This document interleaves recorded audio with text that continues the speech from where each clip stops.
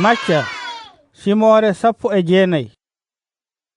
Nden Yeesu gayni ɗin waajuji ummi Galile fayi bange yuude gonɗo caggal Yurdan o. Yimɓe heewɓe ndewi e makko. O sellini nyawɓe mumen.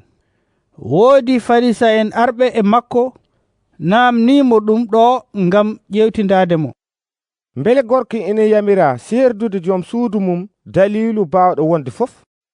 O jaabi o wi, mate on taraki joom tagore o e fuɗɗode tagi debbo e gorko wi, ko ɗum waɗi gorko hertoto yummum e baaba mum habbo e joom suudu mum, kamɓe ɗiɗo fof ɓe gonta ɓandu woturu.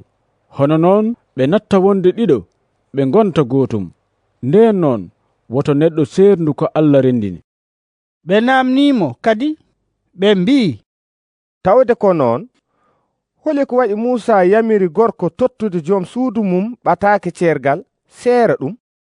O jaabiɓe o wi, ko on tiiɗɓe koye, ko ɗum waɗi Musa rokkude on no ceertuɗon rewɓe mon. Kono e fuɗɗode wona noon wano, mboɗo wiya on, kala ceerɗo joom suudu mum tawa wona fijirde woni dalilu mum, rutti resi debbo goɗɗo jini. Almuɓe makko ɓe mbimo, so tawi ko noon gorko foti wondirde e joom suudu mum, wasde resde ɓuri. O jaabiɓe o wi, wona yimɓe fof mbawi jabde ngol konngol, wawi jabde ngol tan ko ɓe Allah rokki ɗumɓe. Dalillaji kaɗoji worɓe resde ina ceerti. Woni hen worɓe ko mayraɓe gila jibina, woni hen kadi ko yimɓe mbaɗi ɗumen noon.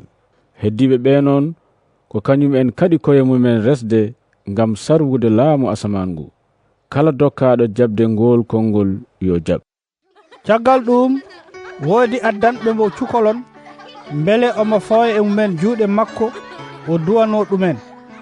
Kono noon almuɓe ɓe puri ɓen tan o wi, gacce cukolon kon ngara e am, woto kaɗe kon, gati jeyi laamu asaman ko waaɓeno makkon ni. O fawi e makkon juuɗe makko o yehi.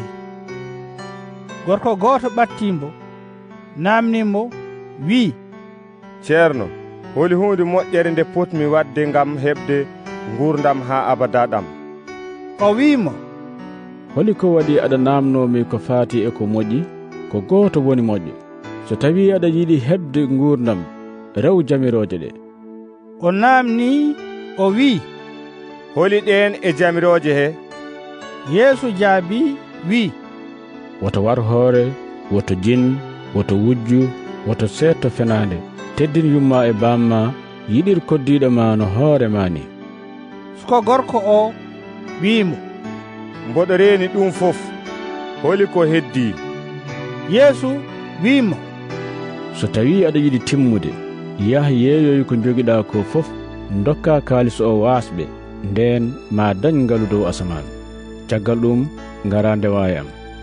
Nden suko gorko o nani ɗin konnguli yaadi e sunaare ngati ina alɗuno no feewi. E nder ɗum Yeesu wi almuɓe mumɓe, e gonga moɗo wiya on, naatde e laamu asaman ina saɗi galo. Mboɗa haalana on kadi ɗum ɗo, rewde ngeloba e wuddere mesalal ɓuri weebde e naatde galo e laamu Allah. Nden almuɓe ɓe nani ɗin konnguli kaawa no feewi, mbi, nden noon holi bawɗo dannede? O ƴeewiɓe o wi, ɗo yimɓe ɗum wonata, kono ala fof ko saɗi Allah. Pierre ƴetti konngol wimo,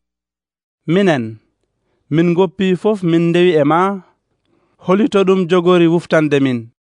O wiɓe, e gonga moɗo wiya on, so ɓi neɗɗo o joɗima e jappere mum darjunde nde saanga nde fof hesɗiti, onon rewɓe am ɓene ma on jooɗo e jappeje 12 ngam ñaawde cuuɗi Israila 12. Kadi kala gaccuɗo sababunde indam, galle mum, miñiraɓe mum, mawniraɓe mum, yummum, baaba mum, sukaaɓe mum, walla gese mum, ma heɓ ko ɓuri ɗum ɗon fof laabi 100 te heɓat gurdam ha abada ɗam. Kono heewɓe ardiɓe ɓe ma battido, te heewɓe e wattindiɓe ɓe ma gardo.